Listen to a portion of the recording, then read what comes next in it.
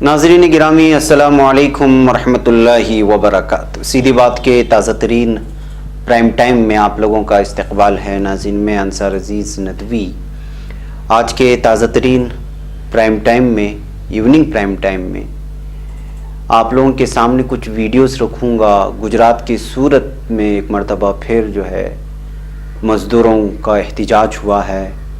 Lockdown की वजह से जो दुश्वारियाँ उनको पेश आ रही हैं।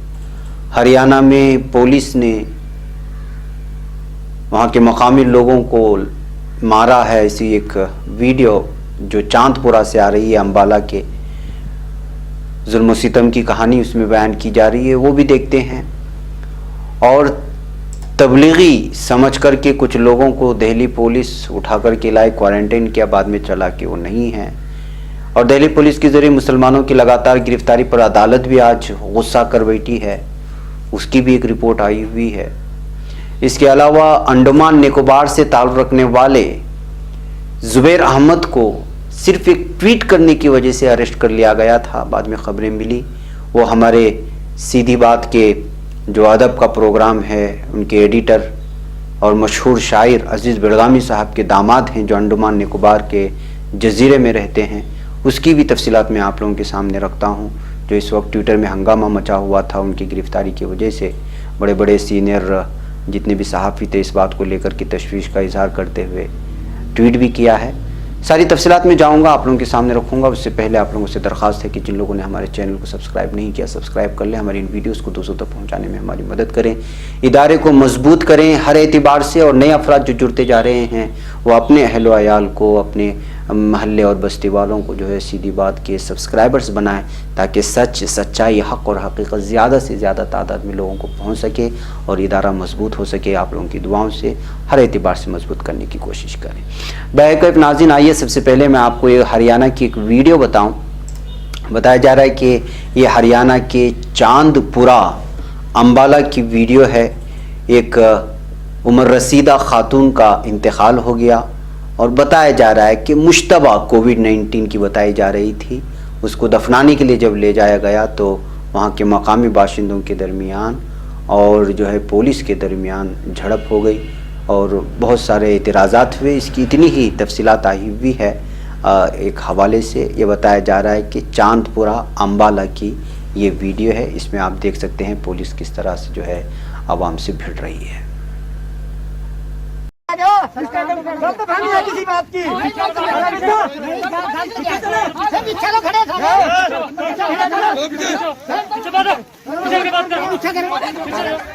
किसी का खड़े का दो हम किसी का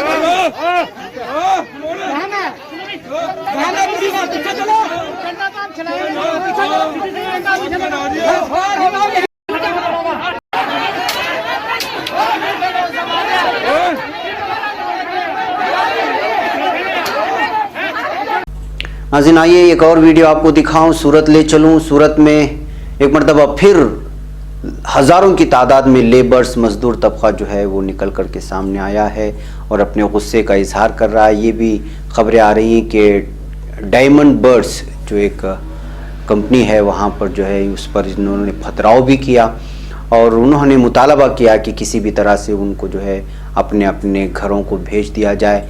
यहाँ पे बहुत मुख्तलिफ़ रियासतों से ताल्लुक़ रखने वाले लोग इस वक्त लाखों, हज़ारों की तादाद में मौजूद हैं जो चाहते हैं कि किसी भी तरह से वो अपने घर पहुँचे।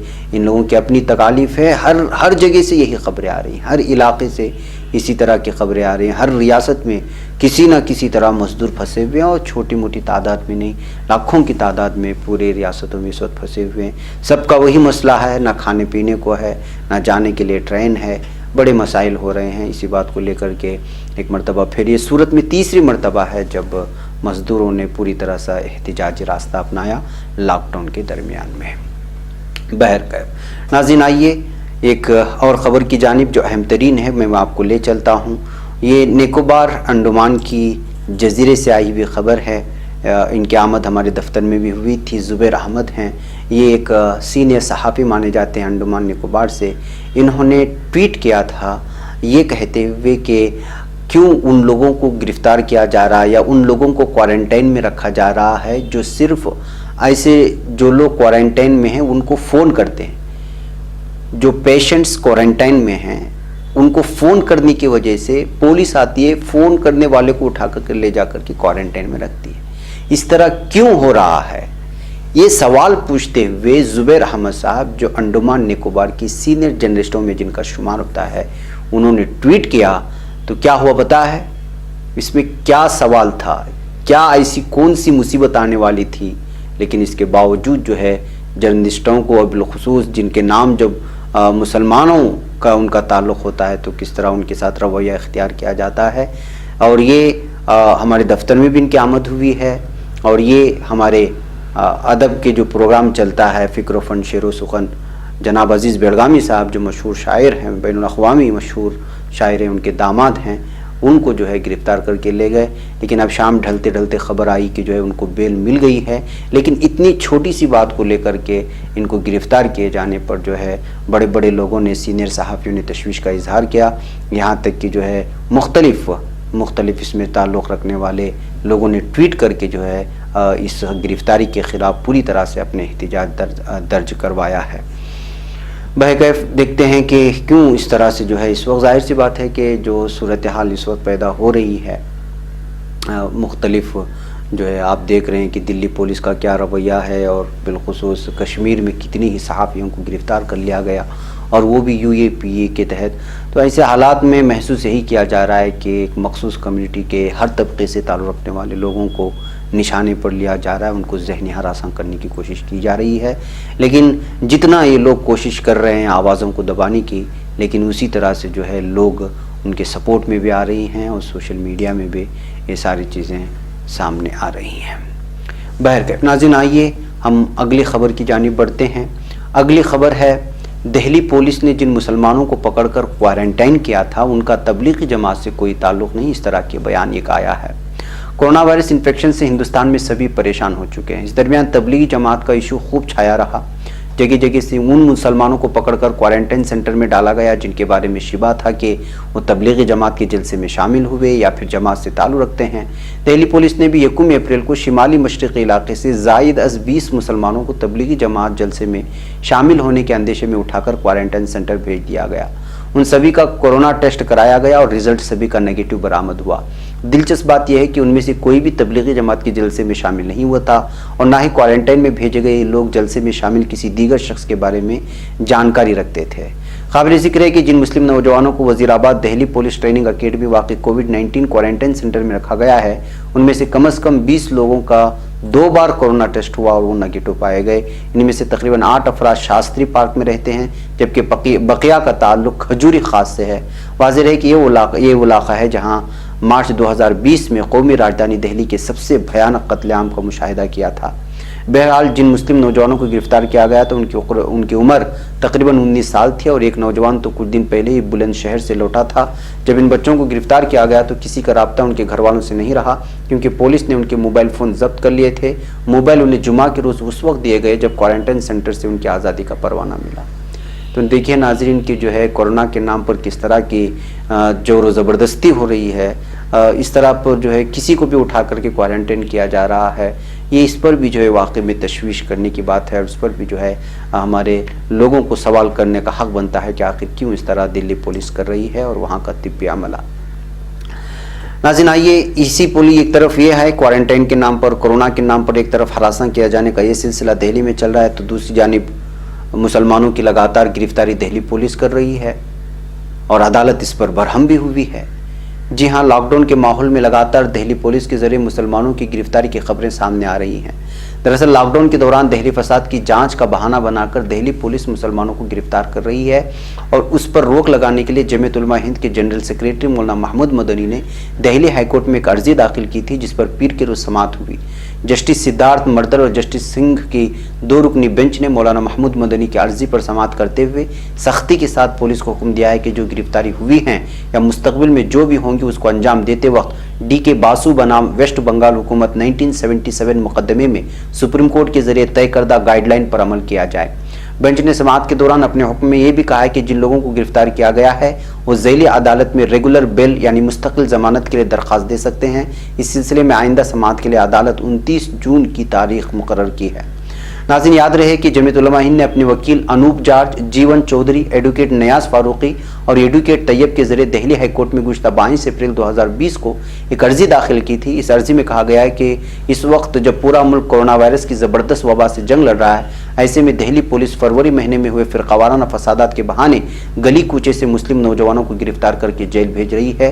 अदालत में जमीयत उलमा हिंद ने ऐसे 45 लोगों के नाम पेश किए हैं जिनको गिरफ्तार किया गया है। इसी पर सुनवाई करते हुए दिल्ली अदालत ने यह फैसला दिया है।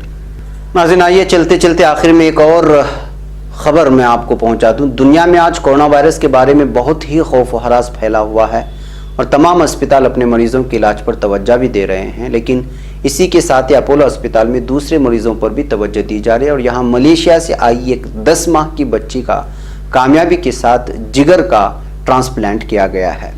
जी हाँ, इस बच्ची बेबी नूर को पैदाइश के फौरन बाद ही यरकान का मर्ज हो गया था, जो आहिस्ता आहिस्ता बढ़ता गया और बाद में उसे जिगर की अनोखी बीमारी यानी बाइलरी अटेसिया हो गई। ये मर्ज दुनिया भर में पैदा होने वाले हर 12,000 बच्चों में से एक में पाया जाता है।